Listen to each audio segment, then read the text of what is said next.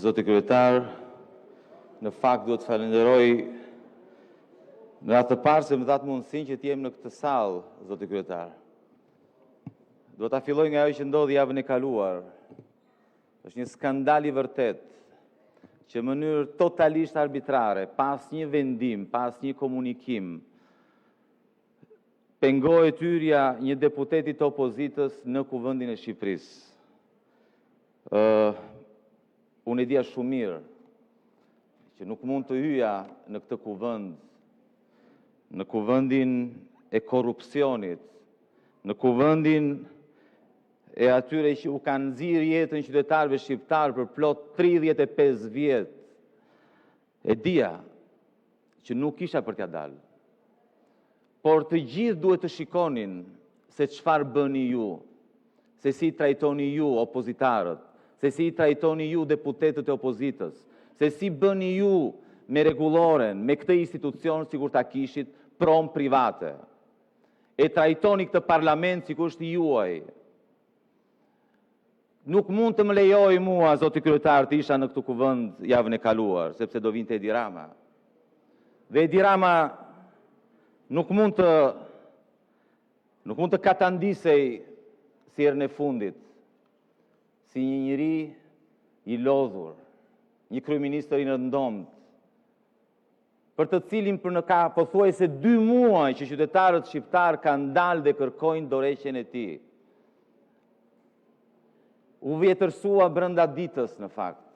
E pat, nuk e ka më, jo vetëm moralin, por nuk ka as kurajën të reagoj. Nuk thot dot më, jo, s'është e vërtet, se jemi të korruptuar. Nuk thot dot më që nuk e dija unë se ç'a bënte Belinda Balluku, sepse në këtë kuvend, për herë të parë në historinë e Shqipërisë, një e korruptuar mbrohet me votat e maggjorancës. Edi Ramës i ka dalë boja. Nuk përballet dot Edi Rama me opozitën. Nuk e bën dot më. Dhe çfarë bën tani? Si një autokrat i rëndomt, në vend të vi këtu, të japi llogari, të përballet këtu me opozitën, mbledh grupin parlamentar. Mblidheni gjithë bashkë aty në mbledhje partie dhe kryeministri praktikisht ju flet juve. Nuk vinë më këtu në këtë parlament. Ky është skandali.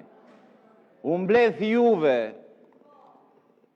në mënyrë patetike, kokën poshtë, të gjithë aty, dhe çfarë bën në mënyrë të pafytyrë? Të pafytyrë tallet me një zonjë. Tallet me një zonjë, është zonjë. Me një zonjë të pamundur, zgërdhije Taulanti. Një zonjë të pamundur, thot, shko qa bëjnë këta, se ai nuk i shikon dot këta, nuk ekzistojnë për atë. Ai bezdiset nga varfëria, ai bezdiset nga njerëzit e pamundur, shqetësohet, bezdiset dhe imiton. Dhe imiton. Me pa turpësi ju, vut pak në siklet paktën, kur ai tallej, u vut pak në siklet apo jo? Tallet me një zonjë, aq mundsi ka ajo shkret. Pse vjen këta tani dhe protestojnë? Po pse nuk do të protestojnë ata? Pse ç'a të keq e ka? Ç'a të keq e ka për njerëz që kanë qenë të braktisur për 35 vjet, që si ka para askush, nuk ja ka hedhur syt askush. Ç'a të keq e ka që të bëjnë pjesë e një proteste, të vënë aty, me ato mundësi që kanë? Çfarë të keq e ka? Pse? Se ju bezdis juve pasurinë që keni vënë ju në kurisë të tyre, sepse denancoj sepsi i keni vjedhur ju. Kjo ju shqetëson. Kjo ju shqetëson. Shqetëson Taulantin. Shqetëson Taulantin i shkreti. I shkreti Taulant, 20 vjet Taulanti, 20 vjet se vajta pash Taulantin me që po shikon të pronat e mia, thash shkoj Taulanti, ka pronat Taulanti, aska. Mos është për bukën e gojës. Qa të shikosh? Deklarata e pasurisë Taulantit është për të ardhur keq. Është për të ardhur keq. Taulanti në 20 vjet në politik nuk mendoi njerë për veten e vet, gjithmonë për popullin, gjithmonë për njerëzit. Një apartament i shkreti ka. Një apartament e ka në kullën më të mirë Tiranës. Po çfarë deklaror aty, nuk e di sa metra katror është, po është për të ardhur keq, do me guzhin. Po si or Taulanti, si mendove pak veten tënde? Taulanti ka hyrë, sa kishte Taulant në llogari bankare kur hyrë në politikë? $8.600. 8 pa makinë, pa shtëpi, $8.600. Taulanti sot, jo vetëm Taulanti, po kushdo që dërgon një SMS në emër Taulantit, i çoj €100.000 si pa gjë të keqe. E kuptoni se si e ke përdosur Taulant emrin tënd. Aq rënd, sa mjafton të dërgosh një SMS e të shkruash jam Taulanti, më duhen €100.000 dhe tjetri merr €100.000 i fut në një çantë dhe ai jep një taksixiu pa pyetur fare. Imagjinoni se si është katandisur ky vend.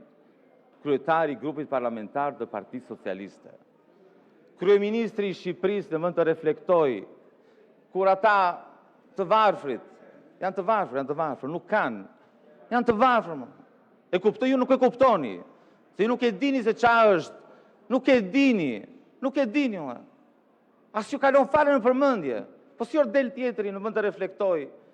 Në vend të reflektoj del dhe gënjen, e kemi dyfishuar. Ç'a ke dyfishuar ti asaj? Ajo djalin e ka majoren. Ç'a keni dyfishuar ju? Si or gënjeni në atë farë mënyre? Si or talleni në vend të reflektoni, si talleni? Erdhëm këtu e pat si erdhëm e blinduar, kuvendi totalisht i blinduar. Totalisht i blinduar. Në vend që ti dëgjoni, blindojeni. Keni arrestuar sot Alben Kolën. Po me Albenin ç'fatët? 10 polica bashkë e kanë marrë zvarr.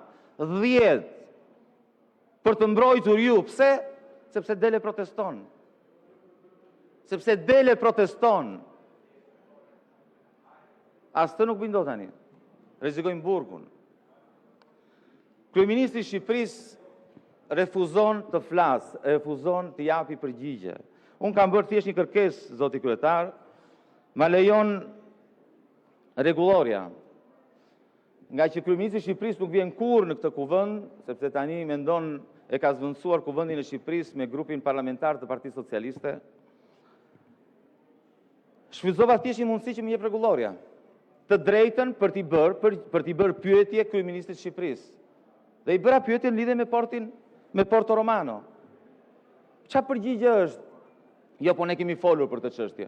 Ku e dini ju se për çfarë do flas unë? Kjo tregon anta si ju thjesht nuk jeni më në gjendje që të vini këtu të jepni përgjigje sepse nuk jeni më të besueshëm. Po nga ti jeni të besueshëm? Kryeministri i Shqipërisë ka 2 ish-zëvendësit e vet, njëri në Arati i akuzuar për korrupsion, tjetra po ashtu e akuzuar për korrupsion. Çfarë të thot më ai? Ai nuk është më i besueshëm. Nga t'ja mbaj. Dhe atëherë çfarë do bëj? Thjesht kërkon të mbaj pushtetin me dhunë. Dhunë kundër deputetëve, dhunë kundër qytetarëve, dhunë kundër sipërmarrësve të ndershëm, me dhunë, po nuk mbahet pushteti me dhunë, e keni gabim. Nuk keni për t'ja dalë. Nuk e mbani dot me dhunë. Fati Edi Ramës është vendosur. Edi Rama ose do përfundoj në Burg, ose do përfundoj në Arati. Do ta shikoni. Do thoni ju e pamundur. Jo, nuk është fare pamundur. Nuk është e pamundur, se dhe për Jon Veliaj mendoni se është e pamundur. Provajtë në arrestuar në zyrën e tij. Ka 2 vjet në Burg. 2 vjet në Burg i akuzuar për korrupsion.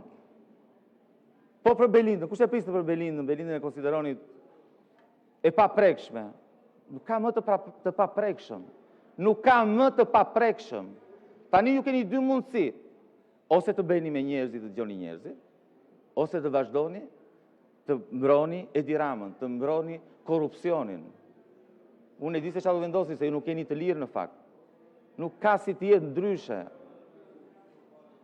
Nuk keni të lirë. Sepse ju jeni pjesë e korrupsionit të kësaj magjorance. Jeni të zhytur në korrupsion. Prandaj nuk dilni dot para njerëzve. Prandaj duhet të blindojeni këtu. Prandaj e vetmja gjë që ju mbetet është të sulmoni protestuesit nga mëngjesi deri në darkë. 2 muaj protesta. Su bëj fare për shtypje fare. Hyn këtu sikur s'ka ndodhur asgjë. S'u intereson fare. Keni Taulanti në krye. Faleminderit. Faleminderit. Urdhro? Mbaroj kohë, çfarë të bëjmë? Ishte drejta juaj të flisni pyetjet. Kalojmë në urdhro? Urdhro?